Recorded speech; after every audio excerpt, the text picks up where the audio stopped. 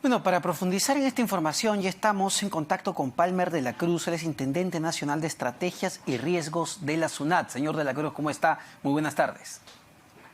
Buenas tardes y gracias por la oportunidad. No, gracias a usted. Y en principio, bueno, es bastante claro, a partir de ahora, con este reglamento, con esta norma, la SUNAT va a poder acceder a cuentas de tanto personas como empresas que tengan 10.000 soles o más. Entiendo, ya sea en bancos, cajas municipales, cajas rurales o cooperativas de ahorro y crédito. ¿Es así? Así es. A partir del 1 de enero del 2021, las entidades del sistema financiero se encuentran en la obligación de reportar a la Administración Tributaria la información de las cuentas y de los saldos que tienen estas cuentas respecto de personas naturales y empresas. Cabe señalar que la información que van a reportar las entidades financieras corresponde aproximadamente a tan solo el 7% de los ciudadanos y empresas que tienen algún depósito en el sistema financiero. Es decir, de aquellos que tienen 10.000 o más de 10.000 soles de saldo en las cuentas. Sin embargo, este 7% sí acumula el 95% del monto total de los saldos existentes en el sistema financiero. Esta información se va a acumular a la información que hoy día ya posee la Administración Tributaria para poder reducir los niveles de incumplimiento, evasión y elusión tributaria que se tienen en el país, que por cierto son significativos respecto de otros países. Claro que sí. ¿Este 7% representan a cuántas personas, personas naturales evidentemente, y a cuántas empresas o personas jurídicas, ¿no? Personas jurídicas, aproximadamente 250.000 personas jurídicas y cerca de 1.7 millones de personas. Porque me pareció, no me pareció, en realidad lo leí esta mañana en el diario Gestión, hablaban de 2.5 millones de personas naturales y alrededor de 2.7 millones de empresas, de personas jurídicas. No podrían ser 2.7 millones de empresas de personas jurídicas porque hoy día le declaran a la SUNAT ingresos mensualmente, aproximadamente tan solo 1.2 millones de empresas. Entonces, si hay 2.7 millones de empresas en el sistema financiero, hay una brecha de incumplimiento tributario gigantesca que cerrar. Perfecto. No, los datos estadísticos nos muestran que son aproximadamente 250.000 empresas más o menos las que tienen un monto mayor de saldo al final de mes mayor a los 10.000 soles. Es decir, el monto, vamos, pueden ser los ahorros de una persona, 10.000 soles o más. Si tengo 10.000 soles como ahorros en el sistema financiero, ¿ya puedo estar bajo la lupa de la SUNAT? ¿Es así? Va a ser reportado por la entidad financiera a las fuentes de datos de la administración, pero que llegue la información a la administración tributaria no significa, en principio, de que haya una evasión o una elusión tributaria. Esta simplemente es objeto de cruce de información con las declaraciones. Por ejemplo, si mantengo yo en la cuenta 50.000 soles por un periodo permanente de tiempo y no tengo ninguna declaración ante la administración tributaria, lo que va a hacer la administración en primera instancia es preguntarle al contribuyente cuál es la fuente de origen de esos 50.000 soles. Y si el contribuyente tiene el sustento para acreditar el nacimiento de ese fondo, entonces se dará por atendida la obligación tributaria. Pero si no es así, lo invitará dentro de sus procesos de inducción y de orientación a regularizar esa omisión. Y solo en el caso en que se incumpla ese reconocimiento voluntario, iniciará un proceso de auditoría. Ahora, de hecho, nuestros procesos de auditoría solo abarcan cerca del 2% de los contribuyentes que son llamados a regularizar. He allí la importancia de que la administración tributaria tenga un gran volumen de datos. ¿Para qué? Para prevenir el incumplimiento, para alertar al contribuyente oportunamente de que hay una obligación que tiene que cumplirse, en lugar de ir en fecha posterior a hacer una fiscalización que podría traer consigo sanciones y multas. ¿Qué tipo de información se le va a requerir o las entidades del sistema financiero van a estar obligadas a reportar mensualmente a la SUNAT? Es la información que ya poseen hoy día en el sistema financiero, los saldos, los montos acumulados de las transacciones, los promedios o los montos más altos. Estamos por definir mediante resolución de superintendencia cuál de estos conceptos son los que va a proporcionar las entidades financieras, con la finalidad de poder tener el dato más cercano para poder orientar de la mejor manera a los contribuyentes, y en los casos en los que exista incumplimiento tributario reiterativo, a pesar del llamado a la regularización voluntaria de la SUNAT, iniciar los procesos de fiscalización que correspondan. Entiendo que también a la persona, al DNI de la persona, si es que tiene RUC, al número de cuenta interbancaria, ¿dónde vive también o no?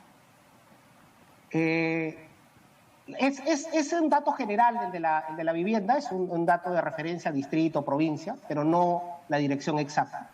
Pero sí tenemos los datos de identificación del ciudadano y de la empresa, el RUC, en el caso tenga un RUC, la razón social, el nombre, el número de cuenta interbancaria, el número de cuenta, el tipo de cuenta que está realizando la transacción.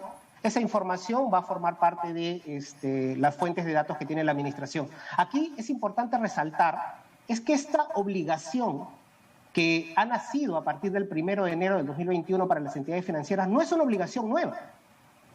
Ya las entidades financieras en agosto del 2020 han presentado similar información con el mismo nivel de detalle respecto de los ciudadanos no domiciliados en el país. Esta información ha sido presentada por los bancos en el mes de agosto del 2020 con los fines de que la Administración Tributaria intercambie esta información en el marco de los convenios internacionales. De hecho, ese intercambio ya lo hicimos y ya incluso hemos comenzado a recibir información de otros países de la misma característica y con el mismo nivel de detalle, que ese es el principio de transparencia que rige el procedimiento tributario a nivel internacional. Perfecto. Vamos a algunas críticas que he estado leyendo en los últimos días a partir de lo publicado a fines de año. En principio, entender, ya existe la ITF, ¿no? El impuesto de transferencias financieras. No es suficiente, digamos, con este mecanismo para acceder o para monitorear cómo se dan las transferencias en el sistema financiero.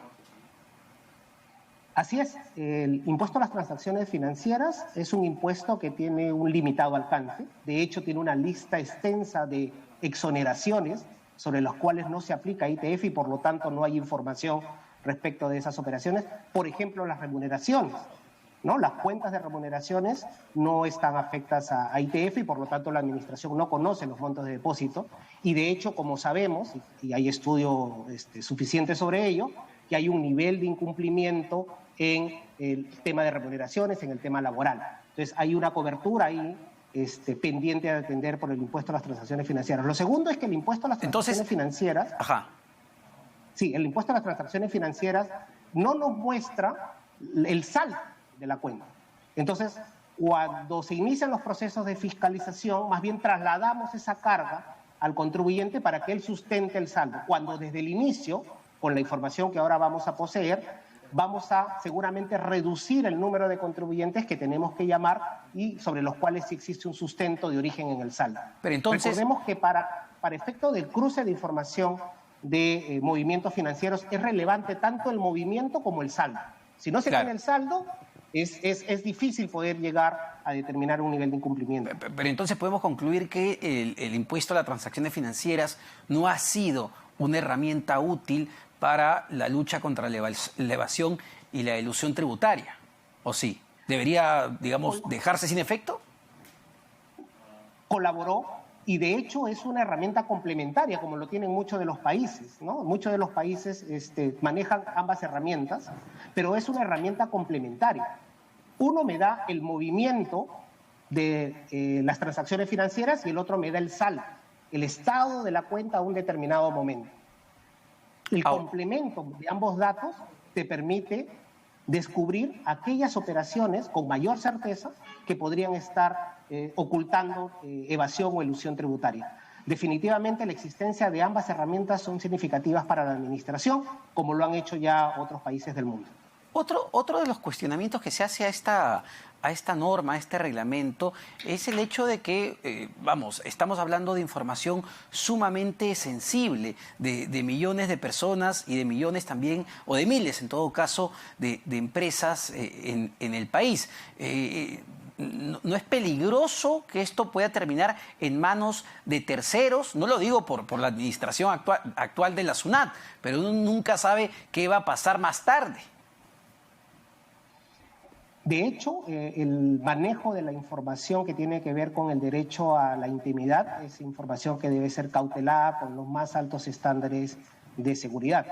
Cabe recordar que la Administración Tributaria hoy día ya cautela una de las salvaguardas del derecho a la intimidad, que es la reserva tributaria. Ya la Administración maneja esos datos y los maneja con cautela en defensa de los derechos de los contribuyentes. Sin embargo, además de esa condición que ya tiene la Administración y de esa experiencia en manejar datos reservados, el Decreto Supremo 430-2020, que es la que inicia esta obligación a partir del 1 de enero, fue emitido a raíz de que el Decreto Legislativo 1434, emitido en el año 2018, impuso una obligación a la Administración Tributaria, que es la de, para acceder a la información de secreto bancario, debía cumplir con los estándares de seguridad y confidencialidad de la información que estableciera la OECD. Y es por eso que durante un año completo la Administración Tributaria se ha sometido a rigurosos procesos de evaluación de la OECD, que implican 3 aspectos. El primero es la evaluación del personal que va a tener acceso a la información. El segundo, la infraestructura tecnológica.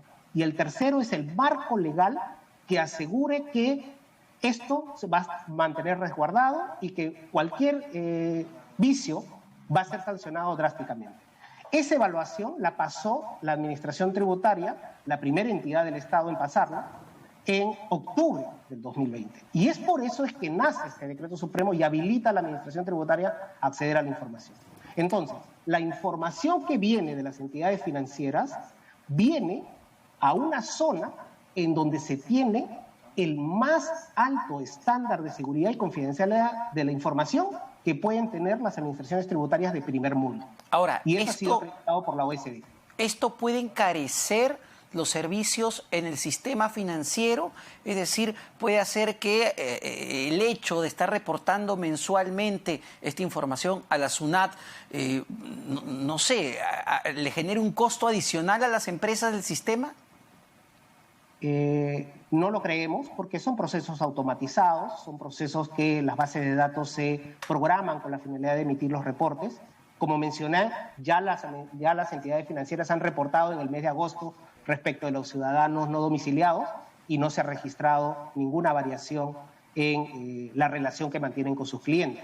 ¿Por qué? Porque estos son procesos automatizados y es por eso que mediante resolución de superintendencia la SUNAT va a establecer toda una plataforma informática para que la transmisión de la información sea de manera automática y sea confiable. Otro de los temores que escuchaba el día de hoy respecto a la norma es que esto desincentive la bancarización, que menos personas y menos empresas quieran estar en el sistema financiero justamente para no estar sobre la lupa o bajo la lupa, de la SUNAT. No tenemos registro de investigaciones de mercado realizados sobre ese tipo de afirmaciones. Tampoco la evidencia de otros países demuestra eso. Sin embargo, sí es importante señalar que antecedentes, por ejemplo, como el del impuesto a las transacciones financieras, no ha generado un retroceso del sistema bancario y de su masificación. Si uno mira la serie histórica desde la imposición del impuesto a las transacciones financieras, lo que uno puede ver es una tasa de crecimiento exponencial. ¿Por qué? Porque el mercado financiero está correlacionado directamente con el crecimiento de la economía y está directamente correlacionado también con factores mucho más potentes como el acceso al mercado, la libertad de ofertantes, ¿no? Y seguramente las posibilidades de desarrollo que tiene el país. Perfecto, perfecto. Muy gentil, señor de la Cruz, Palmer de la Cruz, Intendente Nacional de Estrategias y Riesgo de la SUNAT, dando los argumentos del ente recaudador sobre esta norma que ha generado polémica, va a seguir generando polémica, pero lo cierto es que ya desde el 1 de enero, tanto personas como empresas que tengan 10.000 soles o más en el sistema financiero van a estar bajo la lupa de la SUNAT. Una pausa y venimos con más.